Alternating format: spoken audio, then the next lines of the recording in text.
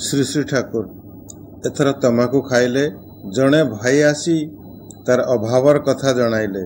श्री श्री ठाकुर तांकू कहिले देख अभाव हेले ही जे मो पाखरे आसी हाथ पताइबू ता किंतु ठीक नुहे।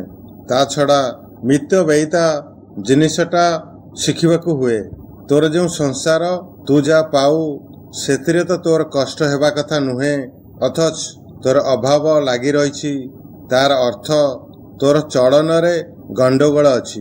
एवं अभाव जदि हुए परिवेश पई एते करवा दरकार जेपरी परिवेश रु आहरण करि नै पारू। अवश्य पाइबा आशा रखी करिबा भल नुहे। स्वभावटा को ही सेवा बुद्धि संपन्न करने को हेब, ताहले आउ कष्ट हेब नाही। मोर तो टंकार परुआ करे ना, एवं टंकार मनीष मध्य मु नुहे। मु मनीषंकर मनीष मोर।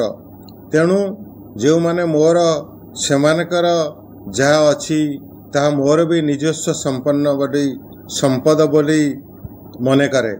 मु भावे किपरि सेमान को दक्ष और भरपूर करी तोड़बी, नहेले मु ही जे निस्स होई रहिली। तुमे कहीं जदि दुर्बल होई थाओ ताहले मोते था खूब इनसल्टिंग अपमानजनक लागे। मोर अफसोस हुए, दुख हुए। अनेक समय रे निजर देहर चमड़ा निजे छाली उतारी देवा को इच्छा हुए। श्री श्री ठाकुर का मुखमंडल रे एक तीव्र वेदनार लक्षण फुटी उठिला। बेले बेले मन हुए तुमको सबू चाबुक मारी ठीक कर दियंती। बाट पाइलु, बुझिलु, शुणिलु, अथच सेहीपरि चालिबाकू सेहीपरि चालिलु नहीं, करिलु नहीं। ये दुख मु कहा पाखर कहिबी। जने जने केवल कथार सागर होई रहिल, चरित्र गठन कल नहीं। तोर से सब कथा शुणे किए रे?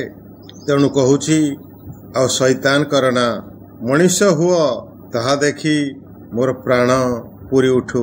देख अजन्म मु आउ किछि आशा करी नहीं। मु केवल चाहिछि प्रत्येकंकु किपरि बड़ करी तोली पारे, प्रत्येकंकु जेपरि सार्थक जन्म करी तोली पारे।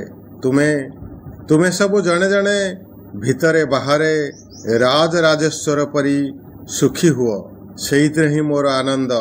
तुमे निजे सुखी हेलो नहीं कि मते भी सुख देलो नहीं।